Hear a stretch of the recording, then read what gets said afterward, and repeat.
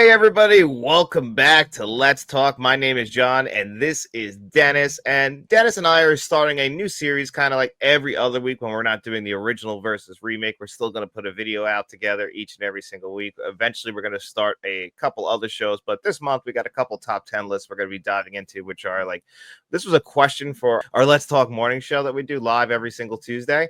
And we thought it was just too big of a question to do on the show. So we decided we're going to make its own video.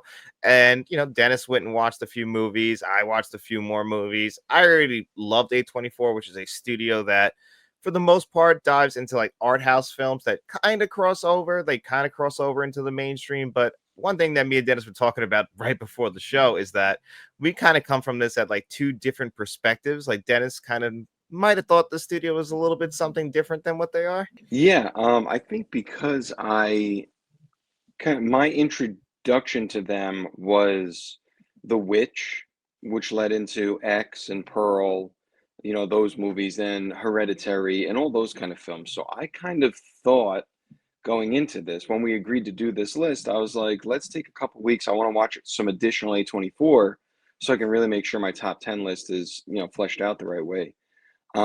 But the more I watched, the more I realized that they're not what I thought. I was thinking they were more like a Blumhouse kind of deal. They specialize in horror, thriller kind of stuff, but I don't even, art house is the best way to describe it, I guess. Yeah, like, and I know that this doesn't appeal to everybody, and that's the thing with A24. I feel like you're either a fan or you're really not a fan. Like, they have memberships for their websites, like you get discounts on the 4Ks, free entry into all their movies. You get a free movie ticket, so they know that there's a fandom for them. Like their logo, they changed the A24 logo depending on what the film is. It's got to kind of fit the brand of what A24 is. Like lately, they've been kind of buying some films, but they used to just produce and then distribute. Now they'll just distribute as long as it kind of like fits into what A24 is. But I think you got to kind of be a fan of A24 to like really love them, even though some movies do cross over. Yeah, and I think that's what we were discussing in the very beginning of this is I told you I had a hard time making my top 10 list because I wasn't even sure what to pick, where you said you had a hard time because you were having a hard time cutting things off the list. So I think we have both dynamics on this show here where you seem to be a fan and I'm not knocking it. I mean, listen, a lot of them are really beautifully shot. They have really high, high caliber actors and actresses in all of them. I think it just, like you said, the art house description is perfect. I think some of them really cross into that art house stuff so far that it kind of loses me. We were talking about a couple films off the top, before we came on, and they just, I don't know, they drag on really long, and I think it's just too artsy for me. That's all. No, and that's very, very fair because I get that. Like, not everyone's gonna be into like long shots of just like looking at grass and stuff like that and being like, oh man, I just love what this is. And there is a point like where even I, who does like love these kinds of films, will be like, okay, that's a little too far. Like a good example, I don't know if it made your list, but The Green Knight was that kind of film for me where I was like so excited to see this movie, and I was like, it looked beautiful, but it just didn't hit for me. And it's like Nosferatu from last year, same kind of thing. Like the movie was beautiful, but I felt nothing. Yeah, that's. I mean, I didn't see Green Knight, but Nosferatu is a perfect example of it, where there's just so many long, drawn out scenes, and it gets to the point where like you can do that to build suspense or tension or whatever you want to do in your film, but I feel like A24 films are like 6 hours long, and 5.5 hours are just those long shots of nothing, and it Yeah, gets really difficult to sit through. I completely agree. What year did that? I mean, did A24 do Nosferatu 2024 though? I just want to make sure before I say that they're like they might have been neon. I See. don't actually know if they did. I They like it were as an Focus and example. Universal, but yeah, exactly. But that's where Robert Eggers came out of, was A24. Okay, yeah, so he took that kind of A24 experience and applied it to Nosferatu. Yeah, because I think his first two films, which one of them will make my list, I imagine at least one of them will make your list as well, but they might be different, so we'll have to wait and see. So, what do you think? You want to dive into this? Because A24 does have a lot of films that I love, but I'm interested to see like what you think of A24 and like what movies kind of came to the top. Yeah, yeah. I mean, I'm fine. We'll start with number 10 and work our way up. Yep, and this is going to be like what a podcast I used to listen to. It's like Show Rules. It was the top 10 movies podcast, and they did this where essentially, if me and Dennis have an overlap somewhere on this list, like if Dennis has a film at number 10, but I have it at number 5, we're just going to punt that conversation to the higher point, so we're not doubling up talking about it. So, that's just it. That's the only difference between a regular list and what we're going to be doing here. So, if you guys are ready, Dennis, you could start us off since you look most handsome today. Oh, wow. Thank you so much. My number 10 was one that I put on here kind of just because, like I said, I was struggling with this list. Well, I don't really hit my stride till 8. So my 9 and 10 numbers were kind of just add-ons because I've seen them and liked them the most out of the ones I didn't enjoy. Fair. um, so number 10 is Tusk. Oh, you don't like Tusk? Okay, that's fair. I actually really enjoy Tusk. Didn't even make my top 10, but yeah, I like that movie. I think that it's directed by Kevin Smith too. Okay, yeah, all right. I could see that, I guess. And don't get me wrong, I don't hate the movie. I think it's just super bizarre. It's It very made my bizarre. list, obviously, so Yeah. it's not the worst, but I like Justin Long. The premise is ridiculous. He's a podcaster and, true crime enthusiast, who finds out that this guy he's looking at or talking to is, interested in some weird things, we'll say. Yeah, very weird things. And I mean, when he eventually, becomes what he becomes, I just absolutely love that. I think it's great. And poor Justin Long, man, throughout horror history, he's taken a true beating between this, Jeepers Creepers, and then Barbarian a couple years ago. He just never wins. Yeah, he sure doesn't. But he always tries his best. So good for you. All right. Well, my number 10 is a movie called Waves from 2000 and what year? Where the hell was this? 2019 by Trey Edwards Scholl. So I haven't seen a movie since I saw this movie, but this is one that's very much an A24 film. Did you catch this one or no? Did So not. this is a movie. They kind of sold it to you as like a father-son story, and that's like half the movie. And then like the second half of the movie kind of becomes about a third character that's in the first half, about the daughter as well. And it's kind of just about like an overbearing father and just the influence of the environment around him. This is one where I just love a lot because of how beautiful it looks. It takes place in Florida. The way the camera moves around is a reason why I fell in love with this movie. And the story is very good as well. I remember complaints at the time about this where it does make a drastic shift in the character perspective for the second half that I don't think a lot of people liked. And I mean, it does kind of have that Full Metal Jacket feel where the first half's better than the second, but I still like it overall. Yeah, I feel like, unfortunately, they have so many movies. There might be a few on your list I haven't seen, but I did take a couple weeks to watch a bunch. But again, it was one of those things where I picked what I could pick. I couldn't get to everything, and my brain was really getting fried towards the end of it. So unfortunately, this one I did miss. Fair enough. I completely understand. My number 9, I know we've talked about, and I think you'll be shocked to see it on here, is Midsummer. That was the one I just cut for number 10 for Waves. So I'm not surprised. And that's the wallpaper we got right here. Yeah, it's one that I've kind of talked bad about the past few weeks, but regardless of how I feel about the film, I don't think it's the worst thing A24 put out. So again, that's why it's at my 9. It's very memorable, a lot of really beautiful shot scenes. There's a lot to unpack when you watch it. I mean, I don't even know how many different plot lines there are throughout, but the shot, I forget where they go, but wherever all the friends go for this like cult meeting, let's just call it what it is, a cult meeting. It's a beautiful landscape. Everything about it seems like fun and festive, and then it just takes that sharp turn and gets so bizarre. It's like you dropped acid and you have no idea what you're doing anymore. So I will give it that. It's at least interesting.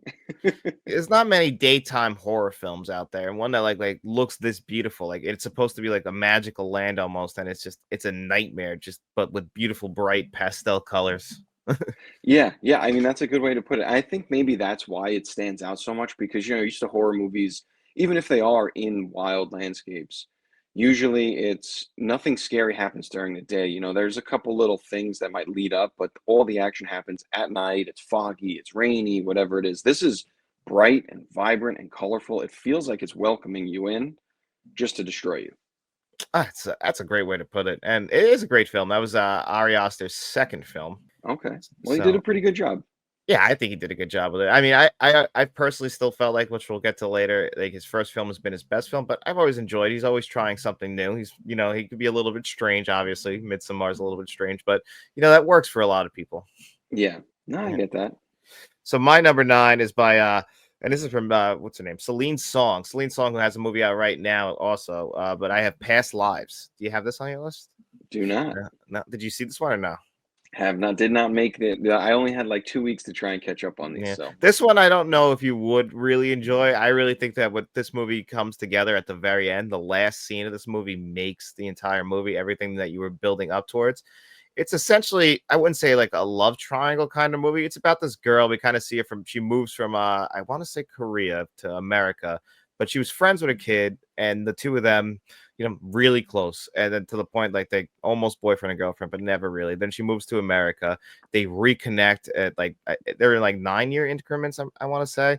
I'm not entirely sure off the top of my head. I haven't seen it since last year, but then like that kind of like rekindles the old flame. Then they separate for a long time, and then now he's going to come see her again, but she's in a very committed relationship at this point with a very American person. And it's kind of about her like losing her connection to where she came from, losing her connection to this guy, and it just builds up to a beautiful ending that honestly made me tear up. oh, well, listen, you know what? I think that's an important thing with movies. If you have an emotional connection to them, there's nothing worse than a movie you go into and it ends and you're like, I felt nothing. I cared about no one in that. So they made you feel a certain way. That's always good. Yeah, so but I understand that, like, again, I've heard other people's perspectives, like, this movie, like, the buildup is just, not enjoyable. But I guess if you have to connect with the characters. Yeah, I like that. And I think that's something that I think, me, in my personal opinion, A24 kind of, I don't know, misses the mark on. I don't connect with a lot of, in all the films I've seen so far, and obviously I haven't seen every A24 film, there's a ton of them, but most of them I don't really have a connection. Like some of them it's really awkward and I just don't feel a lot of connection and deep, thought with the character. I just kind of feel like, yeah, all right, whatever happens, happens kind of thing. So it's good that you felt that in one of them. Yeah, it got me. I mean, well, another one on the list might have got me too. We'll see. All right, all right. Eh, So my number 8 was a more recent release, and it was Heretic. Heretic. Did that make my list? Hold on a sec. Hold on a second. It was only released last year, I know I but have very the good. 4K. That didn't make my list, but that's a good one. Yeah, so I mean, again, in true A24 fashion, nothing is really given to you. The ending is extremely ambiguous, and you're left to kind of decide what you think. And it explores elements of faith, and so the two girls knocking on the door. I think they're Mormon. They're knocking to spread the word of the Lord, and they come across this guy. I just think it was really. This is where my list starts to get to films that I enjoyed. I think this one, the tension build. Where the whole time they're talking about how they can't be in the room without their wife, and you're wondering where the wife is, and all this. I just think it explores a lot of interesting topics too. I like mythology. I like, I'm not like a super religious person, but I like the study of all that, of faith and belief and all that kind of stuff. And that's what this explores. It's still artsy fartsy A24, but I think it does a good job building tension. And I cannot remember the name of the actor who plays the main character, but I think he's really great in that role. Hugh Grant. And he was one of the '90s heartthrobs. That guy. He was like, so for him to be playing this kind of weird kind of guy role it's a strange 180. But that's kind of what he's been doing lately. Is kind of taking like because in the '90s he kind of just kind of played the same guy, the handsome Mhm. guy, and now he's kind of like trying like to be like a serious actor. Like this is his movie. Like the girls are good, but he gets the showy performance. He gets the big monologues about religion. And honestly, I love that because it's almost kind of how I feel about religion, how you can, break them all down to like what their basic principles are and why they exist. And I'm like, it's really cool to explore this in film. But of course, that, we also have a film around it that we have to get into. And I agree, like, kind of why it didn't make my list is like for that exact reason, like, the way it kind of wraps up. Yeah, I do think that for all the buildup and everything, it's the tension building is great. Picking which door, do you believe, do you not believe, everything like that. Really, really. But then the ending, I feel like that's the problem with a lot of these, like, really, not ambiguous, but these, it's almost like a study. Like they use this movie as a religious study, and they had all this interesting stuff to put in with these characters. And then they're like, oh crap, we got to end this movie. What do we do? Yeah, because the religious aspects are the most interesting thing about the film by far. Yeah, 100%. But even though the ending does fall flat, in my opinion, I think the rest of the film is good enough to be on the list. Just if you do go into it, don't expect the ending to blow your mind. You're probably going to be left like, what? Yeah, I do think the middle pieces are the best parts of this movie. The Monopoly scene was great because I actually didn't know that. Yeah, there's a lot of stuff that he goes through that you're like, oh, really? And like I remember actually looking stuff up as I'm Mm. watching the film, and I'm like, oh wow, that is true. Oh, that's interesting. Yeah, society manipulation as a whole always fascinates me. Yeah, so not a bad film. That's why it's the start of my I actually like this part of the list. Perfect. Well, I think this one's going to be high on your list if I had to guess knowing you, but my number eight's the Iron Claw. Oh yeah, Oh yeah, I thought so. yeah, that's a big one. This one might be higher on your list though, if I know you. My number seven is The Lighthouse. Yeah, that is higher on my list. Uh, 110%. Piece of okay, shit. yeah. And number seven for me then is Everything Everywhere All at Once. You know what? This one's not on my list only because I still have not gotten around to seeing it. Well, that's fair. This one is the Best Picture winner from a few years ago, actually, which is crazy. A24's first Best Picture winner. This came from the Daniels. Did you see their first movie, Swiss Army Man? Yes, I did. Yes. So if you kind of like that bizarro kind of thing about like, because that they had like no money, this movie they clearly took like their kind of like sensibilities and their sense of humor and put it in a bigger movie and it like caught on. I love this movie. You know what? I remember when you saw it, we talked about it a little bit and I asked you because I didn't really like from all the previews and everything, I was like, I don't really understand. And you're like, dude, you got to just go in and do it. I just still haven't gotten around to it, but I know that you've talked very highly of it. And obviously, like you said, I mean, it won Best Picture, so it's gotta be something, right? Yeah, and this is one of those kind of films. Like I walked out of the theater that year when it came out. Which year was this? 2022. And I remember thinking this is gonna be my favorite film of the year. Nothing is gonna knock this film from number one. And like by the end of the year, I think Babylon and Pearl both passed this movie by. And this movie, every time I rewatch it, I don't like it as much. But that's not a knock against it. I still think it's great. It's just that the rewatch, like the surprises of the movie, don't work as much on rewatchability. I think that's a big knock against A24 is rewatchability. I think when you watch a film the first time, it's so shocking. Almost all of them that I've seen from them, they're so shocking. They're so, I will give them this, they're imaginative. They come up Mhm. with some really out there things. And I think as you're sitting there through the first time, you kind of have that sense of shock and intrigue because you don't understand where this is going. Once you know, though, they're not really films that hold up in terms of like, I want to go back and rewatch this again because you already know exactly what's going to happen. Yeah, and that's 100% true. That exactly. That kind of hurts the rewatchability on a lot of these movies because it is like you put it right, the imaginability of it all. Like their movies are very imaginative. They're very different.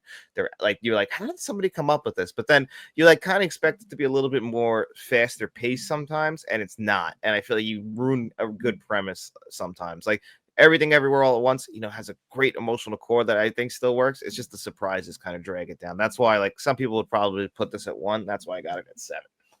No, I appreciate that. My number six is a little bit of a cop out because it's three films. I just put X, Pearl, and Maxine. So we'll give that a punt. All Okay. right. So that's your six. Yes, sir. My six is one. I think it might be higher because you've told me you like this one, and that's Talk to Me. That it is. Yes. Okay. All right. So now Um, we're on to your my five. my five is one you said you didn't see. I don't know if you've seen it since, and that is The Killing of the Sacred Deer. No, I still haven't seen that one. Okay, so that's my number five. Rounding out the top five because this is one where the premise is bizarre. I will give you that. There's Colin Farrell is a doctor who has a drinking problem. Very odd guy. Does weird stuff with his wife all the time. He loses a patient during surgery and then kind of takes that patient's son in because he feels so guilty about it and tries to just be a mentor to that son. He doesn't like adopt him or anything. He kind of just like weirdly meets him at like a diner all the time just to coach him through life because he feels so bad. And then events unfold that are really weird and not super explained. You kind of just have to accept the fact that this is something that happens. And then Colin Farrell has to make really, really tough choices about his family. It's very almost like a plague upon his house because of this kid. Like he curses the family because his dad died. So it is interesting. It's A24, so you have to go in expecting it to be long drawn out scenes and really bizarre monologue between. It's just odd stuff. But It is one of the better ones, and I actually do enjoy it and plan on rewatching it, unlike a lot of the ones on my list. I can respect that. It's funny because that's the only Yorgos Lanthimos movie I haven't seen, and I should see it. It's just like him for me. Other than like the movie he did, Kinds of Kindness, have always been very hard to rewatch. But I'll give this one a try. Yeah, it's tough. I mean, like I said, I don't want to give too much of it away, but it is interesting in how the things develop. It's like the guilt of Colin Farrell leads him to try to do nice things for this kid, but the kid's anger about his dad's death leads him to, curse Colin Farrell's family essentially. And it's not a horror movie though. That's the thing. Like, there's no horror elements in the sense of like, there's no jump scares, there's no super amount of gore, nothing of that. It's really just more tense than anything. But that's really interesting too. Yeah, yeah. So I Uh, recommend. That's your number five. That's number five. Okay, my number five is I Saw the TV Glow. You know what? This one was on the list to watch, and I just ran out of time to watch it. All right, that's fair. This one came out last year. I really enjoyed this. The director's first film was a movie called "We're All Going to the World's Fair," and one of my favorite critics loved it, put it as their favorite film of the year. And I watched it, and I hated it. I really did. I got what they were going for, but I just really didn't enjoy the movie. Now, when I saw the TV Glow coming out, I'm like, huh, I didn't like their first movie, but this is very interesting, exploring like the 90s, like 90s culture and everything, 90s cartoons, obsession with like television and movies, and like throwing yourself into it. I was like, that just intrigues me. I'm like, okay, I'm gonna go watch this movie. And then it's a much bigger story than that. It's a trans story first. That's a big part of the movie, like in the deep seat of it, but it's also about people who don't feel like they fit in, and they're living a lie essentially, like just to fit into culture, but they're not happy because society won't accept them if they want to be the real person that they are. So they have to kind of like live a lie, and it's really about exploring that the whole time. And like the ending is, it's just horrifically sad. That's the big thing about it. It's just a very sad ending, but it looks beautiful. This movie, again, it's got that 90s tone, like that 90s like tone to it, like where the show they're watching is something like that me and you would have watched when we were kids. Hmm. And it's like just playing with your nostalgia right there. And for me, that stuff just completely works, and the score works too. I'll have to give it a shot. Like I said, it was on my list of things to watch. I just rewatched a couple things, and unfortunately, just kind of ran out of time to get to that one. But it's definitely on my list. I was interested. I just wasn't sure if it would even make the list if I watched it. But now it sounds like it might have. Yeah, I think this is one, like this is one though. You want to talk artsy, like this is a lot of the stuff that I'm coming to my conclusions with. Like you got to like dig for yourself. I think they're pretty easy to find, but it's definitely one where you got to pay attention, because the messages like in the movie, you might be like, what the hell? Like because like people like come in and out, and like they'll be in weird places, and like, where did you come from, kind of deal. And you got to like kind of like look for the deeper meaning to understand the themes. And Hmm. that doesn't always work for everybody. Yeah, no, but I like thought-provoking films as long as they're done in a way that I don't feel like I have to, do a research paper on them. Yeah, I don't think you have to. I think you'll get the basic themes, like what they're trying to go for, right, throughout the entire film. It's just like sometimes you might be like, where the hell did that come from? All right. So, No.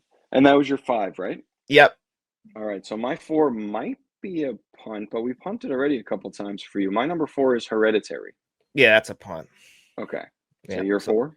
So my four is your punt from earlier. You picked the entire trilogy. I just had Pearl, but you could put the entire trilogy here. I just feel like out of the three of the Ty West trilogy there of X, Pearl, and what's the last one that came out last year? Maxine. Maxine, which really let me down. I'm not gonna lie to you. That's why I had Pearl here too, because that should have been my favorite movie of last year, but it wasn't. But Pearl, I love Pearl, so I had to have that on the list. Yeah, and I think I almost did just put Pearl because in most of my conversations with everyone else I speak to, Pearl seems to be the front runner of the trilogy for sure. Everyone seems to like that one the most, and I agree. I think for me it's Pearl X Maxine, like you said. Maxine really let Yeah, me down a lot, but I put them just all together as a trilogy because I feel like if you're gonna watch one, you should just watch them all. If it's the first time through, if it's yeah. rewatch, pick and choose. But if it's your first time, you got to watch all three. They're all connected, and Maya Goth plays multiple characters, and she's great, and she's Hmm. like the main reason you come and see them. And each horror film in this trilogy is like an homage to horror films of the past. You just kind of got to look like the first one's like a Texas Chainsaw Massacre style slasher almost, while combining other elements. The second one's like almost like a folk horror kind of film, and then the third one tries to be like an '80s like body double style horror film, like De Palma almost kind of deal. And there's some great things in there, but then there's some stuff in that one that just doesn't work. But Pearl, like that monologue is incredible. Yeah, I think Pearl is really where she came into her own. I think X, she wasn't like really this. I mean, final girl kind of deal, but Pearl was where she came into her own and owned the role. That was 100% like made for her kind of spot. And then I don't know, they just didn't really capitalize. Like I think Maxine just capitalized on how good Pearl was, so they knew everyone was going to go watch it regardless. And it's just not. I don't know. It gets a little bit too convoluted for me. Yeah, exactly. Because the first two were made at the same time. What happened was they made X, and Maya Goth plays two characters because she plays the old lady too, which is crazy. Oh, She's that's weird. Well, that's who Pearl is. Pearl's the old lady. So she grew up to be that old lady. Like that's who she is. And like, so yeah, it's weird because you wouldn't think it's great prosthetics, but they had enough money left over and they had the land and they just said, okay, we'll make Pearl. And to think Pearl became like really the love child of the three films. Isn't that always how it works? I feel like it's always the lower budget kind of thrown together. Yeah, let's just try this film that becomes the best. Yeah, I completely agree. And it Interesting. works because I love it. Yeah, no, I like that. Three, I think what my number three, I think was a punt from you before, which is Talk to Me. Yes, I was a slight punt. Yeah, Talk to Me is great. I'm glad you love this one. Yeah, this was one that really stuck with me. I think I don't know everything about it. It was I think the thing about this one is it's actually probably one of the least confusing ones that A24 has ever made. I think it's very straightforward what it's going for. I think the message is clear. I think there are multiple messages. I mean, like you had brought up how I think you said the theme of it was brought up about, the director's friends or something watching a guy OD at a party and no one did anything about it. Yep, it basically came from that, and these guys were just YouTubers, the guys who made this movie, and you can kind of tell too, like with the way they move the camera around. It's so unique, and I love Talk to Me because like it captures a certain tone, like it feels a lot of fun. The thing is, with their follow up, Bring Her Back, it's very similar in the way they shoot it and everything, and like the themes, like of grief and everything, are very similar. But they just they suck the fun out of it. It's not a fun movie at all. I remember you saying that that's actually a very sad movie. Yeah. So I think that's why Talk to Me stood out to me because a lot of the horror movies and all that I like are kind of fun, like all the Jason movies and all those, even though they're slashers, the way that they're shot and acted and stuff, they're kind of just silly. This one wasn't silly, it was very serious, but it was shot in a way that you didn't feel like it was heavy. Yeah, exactly. It kind of just had like the party scenes they're light. They look like they're having a good time. Yeah, it gets very dark. And then I love the last shot of the movie. Like that's perfect. Oh yeah, yeah. Yeah. No, they do really well. There's the one there's a lot of dark shots in it too, but they're shot so well that it's not like you're squinting at the TV like, what am I looking at right now? Everything is crystal clear in it. I just that's why it's top three for me. The only reason the other two are higher is because I'll get to it when I get to them. Yeah, I get it. So my number three, I'm guessing this didn't even make your list, is The Brutalist. Did not. Now, did you watch this one? I did. Ooh, and you didn't like it, huh? I didn't like it.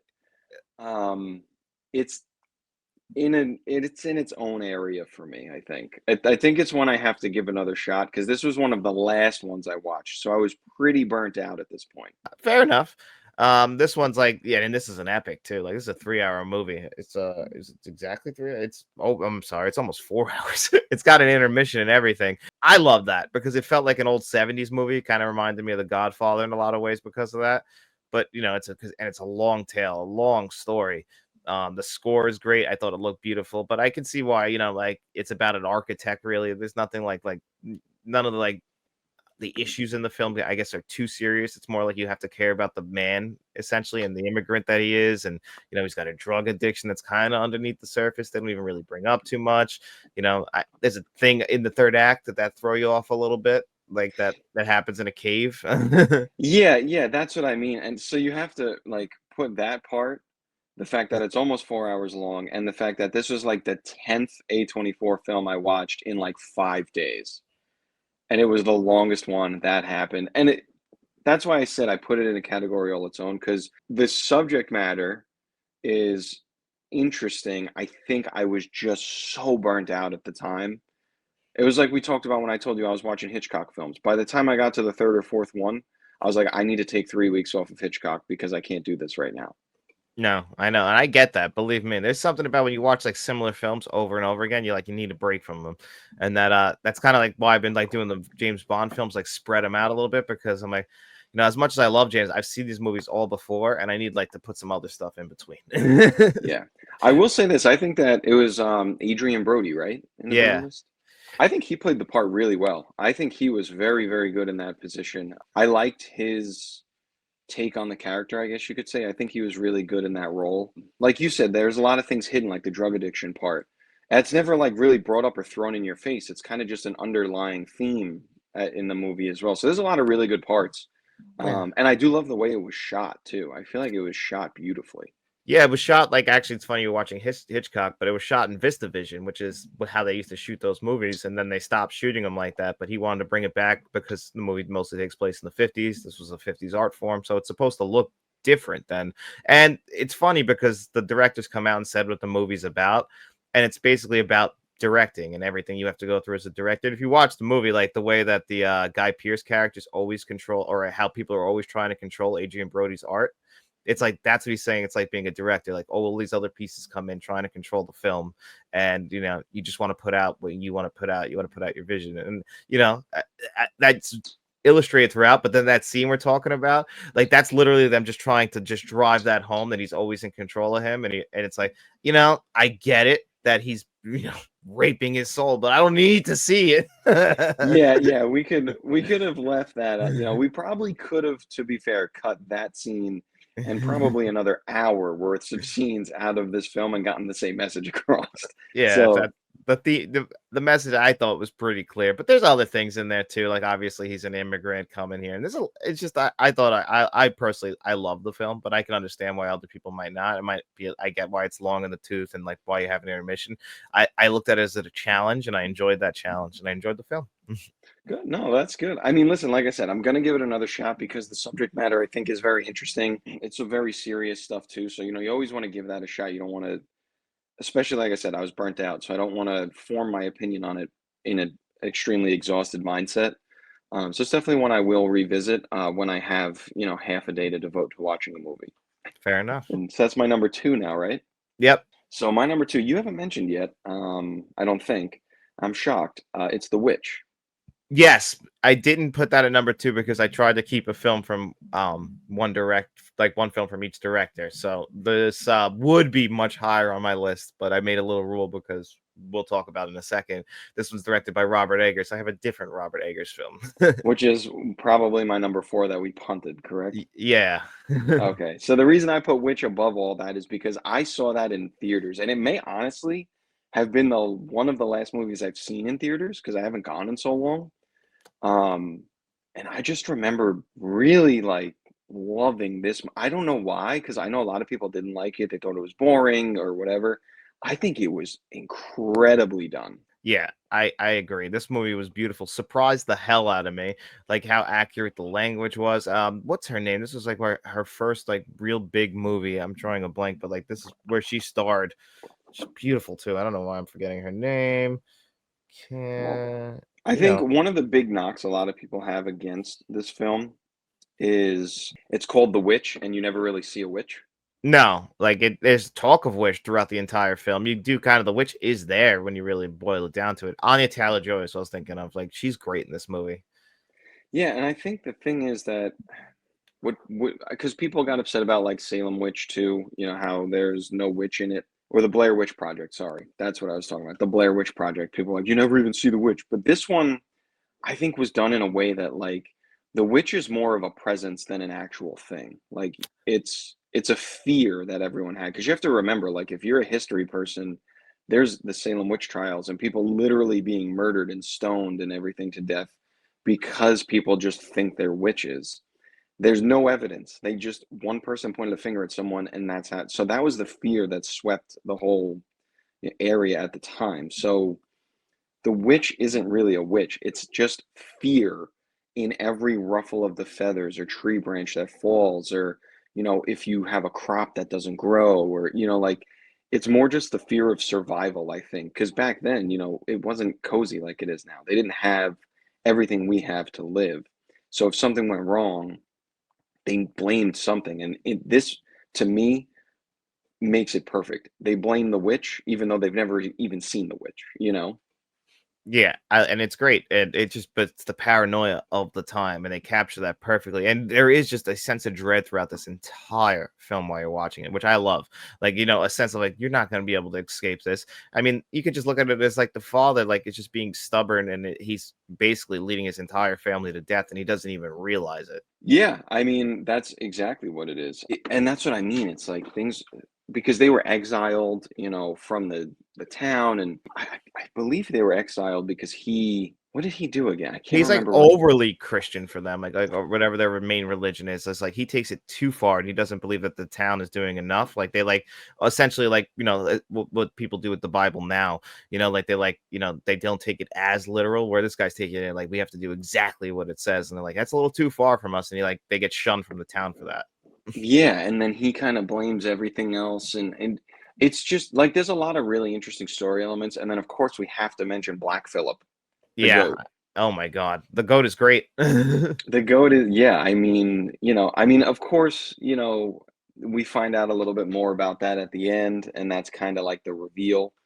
But like I said, I just think it builds up the tension in a way that, and it's shot in a way like there are scenes where flies are eating things, and like it's really unsettling and gross, and you feel like you're trapped with this family the whole film, and that's why I put it number two, because it makes you feel that, you're not sitting there like, ugh, who cares? You're like, oh my God, are You they feel gonna get out horrible of for them. this? Yeah, Yeah. and obviously the ending is great to wrap everything up, in my opinion. Oh yeah, the ending is just, yeah, I think this is one of the rare A24 films that the ending just nailed it. Yeah, perfect. Which could be looked as a little bit ambiguous in its own right, but it's still done perfectly. Yeah, no, I agree. I definitely agree. Highly recommend. We'll talk about this director, I'm sure, in a second for you, but I think this director, clear vision, knows what they're going for, and knows how to pull the trigger. Yep. And that director's name is Robert Eggers, and that was his first film. His second film, which is my number two, is The Lighthouse, starring Robert Patterson and Willem Dafoe. Basically, just the two of them in a lighthouse the entire film, in black and white. The aspect ratio. This is like the film nerd of me. This is all that kind of stuff coming out. The way they shot this, the way like again the costume accurate era of the time. That's what Robert Eggers nails because he did The Northman after this, and then he did Nosferatu. For me, he kind of like he had two really great films out of the gate, and then just I don't know. The last two are just I don't have that emotional connection that you just talked about with The Witch. I have it with The Lighthouse. I have it with The Witch. I just don't have it. And this one's also a lot funnier. Like there's just funny moments between these two guys. They're like just they cannot stop fighting, and like is willing to they're losing track of time, we're losing track of time, the paranoia they feel, we feel the stuff with the light. It's great. I love this movie, and this one's very art house, but it works very much for me. Yeah, so I have it down at number seven, and I know you were very angry about that, but that's my primary reason for it being so low is just how art house it is, because I love the premise of it. Being a lighthouse keeper back then, there weren't clocks, there weren't TVs, there weren't, like we didn't have all this stuff back then. So you genuinely had to just try to maintain your sanity with one other person in this super confined space where you're really just around rainstorms all the time, and you have no communication to the outside world. And they explore that in a way that's like, you understand the paranoia. Like, when is Willem Dafoe kidding? When is he serious? What day really is it? Did they do this yesterday? Did that just happen? And I think it's acted really well, but there are scenes with like the tentacles and the light, and like it gets really, really, the way that I say for A24, I think A stands for acid, because you need to drop acid before you watch these films. I mean, that's fair enough because yeah, but I think he's trying to illustrate like these dreams of these guys like losing it, and like they're drinking like the lighthouse fluid, which is like that's fucking their brains up too. Yeah, that's true. And I mean, they see some wild things. I will give, again, imaginative is the word of the day. I give them credit because some of the stuff that happens in this movie is, I don't even know how you come up with it. It's so far out there. Yeah, it is, and it's like it comes from the brain of Robert Eggers, and it works in my opinion. But Yeah, I mean, again, it's on my list. I could see what your number one's gonna be though, based on like what we haven't talked about yet, and I'm very happy it is. Yes, yes, my number one, primarily because we grew up gigantic fans, is The Iron Claw. Yeah, this is a great film. I had it much lower, but I have to rewatch it again. It's a phenomenal film, though. I think it's just one of the best, like, more accurate wrestling films that come out. I feel like you could tell everyone involved really cared to make the wrestling, like, legitimate. And I think there's a lot of stories of wrestlers helping out on this film, training Zac Efron and all the guys on how to bump and how to run the ropes. And like you could tell they took it seriously. Being a wrestling fan, I really appreciate that because, there have been other movies about wrestling that were, you know, kind of just thrown together and there's barely any, like, I think of The Wrestler, which was a good film. I enjoyed it, but there's no wrestling in that. There's No, like each match you see him like get hit once. This one, there's a lot of wrestling that goes on, and also the story of the Von Erichs is just one that's so, and it sounds tragic. mean to say, yeah, it's fascinatingly tragic, I guess you could say, because what are the odds that this happens to that family?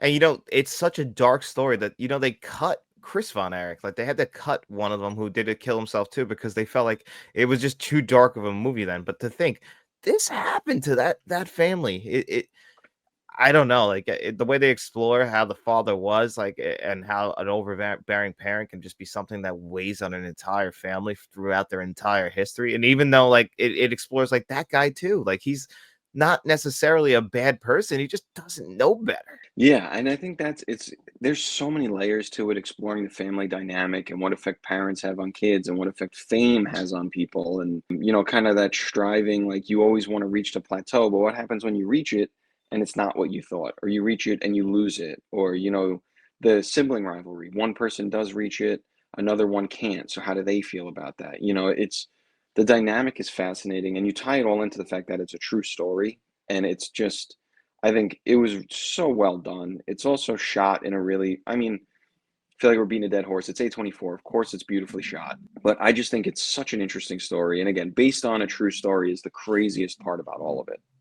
Yeah, that is what's crazy about it. And it's a fantastic film, and I'm really glad that it made your list this high and number one. I mean, I'm glad because people like it didn't get enough recognition when it came out, and it definitely deserved it. It just, kind of got buried a little bit, but it's funny. But it definitely did deserve it. Zac Efron's great in it too. Like, I think maybe showed off his acting chops that people don't appreciate.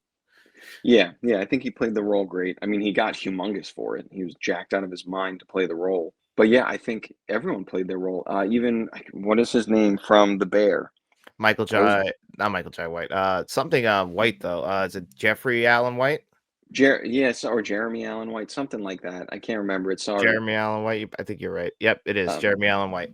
Yeah, he's even in it. I think he's fantastic in his role as well. Everyone plays the role so well. The dad plays the role really well. Even the mom, the way she is, like, kind of in denial about everything that happened with the dad. Like, there's a lot of stuff in this film to explore. It's got multiple layers, and it's really not that art housey because it's a true story. I feel like they just went for it, and they tell you this story pretty clearly about what happened. And I think that's a big reason too why it's my number one. It's very just straightforward. This is how it happened. Yeah, and I love it for that, which is great because it is kind of it's a biographical film. The worst part of that movie is the actor who plays with Ric Flair. Like everyone can do a good Ric Flair impression. You get this guy who does a horrible one. Like Yeah, as soon as he came on the screen, and I was like, he doesn't even look like him. I know what was it? The laziest casting is for one of the greatest wrestlers ever. Everything else you nailed. I don't understand that you just like forget. Like oh, shit, we got to cast Rick. Yeah, I don't Yeah, get it. I don't know. I really don't know. yeah, it was bizarre. But that brings us to your number one, which I think was also a punt for me. Yep, that number one is Hereditary, directed by Ari Aster. This is not just my number one A24 film. This is probably the best film I've seen in the last 10 years. I put it above everything. I think this movie's actually like one of the rare masterpieces in film, in my opinion. A lot of that, I'll never forget the theatrical experience of like, the mislead in the trailer to what ends up happening and the shock, like we have to sit with the kid for a minute just because we're sitting in the theater like that. I'll never forget it. And then everything throughout the entire film, such scary. Not many movies get under my skin, and when a movie can, like it just moves up my list so well because it's like you constructed something that can actually make me feel again. Yeah, no, and that's I think I had it at 4, only because the other ones above it I just enjoyed personally, like, have more of a tie to, but I agree with you. This is I when we talk, I guess, movies, but more particularly horror movies of the last 10, 15, 20 years even, I feel like I always come back to this one and Sinister. Those are the 2 that I've watched that, like you said, they actually scare me, and I feel uneasy the entire time I'm watching it. That's so funny. Those are the same 2 I say. Sinister's the other one that gets under my skin too. So like I hold a special place to them because it's like I crave that feeling in every horror movie I go into. I hope for that again, and again, it hasn't only those 2 movies it's been able to do it. I'm like, I hope it comes, but for the most part, it doesn't. Yeah, let's just hope, fingers crossed, they don't do a second because they did that to Sinister, and it really wasn't as good. Hereditary, to me, like you said, it's a masterpiece. I think I don't have any complaints about that film whatsoever. I'm sure people can pick holes in whatever they want, but to me, I understand why it's your number one because start to finish, there's shock, there's terror, there's disbelief. You're emotionally invested in so many different characters. You're sad for some of them, you're scared for some of them. I mean, you run the gamut of emotion through that whole film, and you're never at a point feeling like you can take a breath. You're always wondering, oh my God, what's going to happen right now? Yep, and it literally builds the entire time to the point where the ending is just as shocking as everything else in the film. Yeah, so I agree with your number. I think it's, really, really, like you said, masterpiece. Yep. And that's our top 10 list, guys. I hope you guys enjoyed this. Me and Dennis, I think this is kind of cool. You get a different perspective from us on how we treat A24. I think it actually shows the 2 sides of how people feel about the studio of A24. So, you feel free to leave your top 10 lists in the comments. Do you guys like the studio of A24? Do you feel similar to me, similar to Dennis? Let us both know because, we appreciate that kind of thing. Next week, we'll be back with another original versus remake. This time, it's a triple threat match. House of Wax. We're going to be watching the 1933, the 1953, and the 2005. Looking forward to it. Excited to see it. Did not know there was one from the 30s, so I'm that's the one I'm most curious about for sure. I've already watched it. Spoiler, I enjoyed it, but I can't wait to hear your thoughts on it. Yeah, no, well, you'll see for sure. Oh, yeah. So, anyway, guys, thank you for being here with us today. We will be seeing you around. Don't forget to like, share, and subscribe. Tell your friends.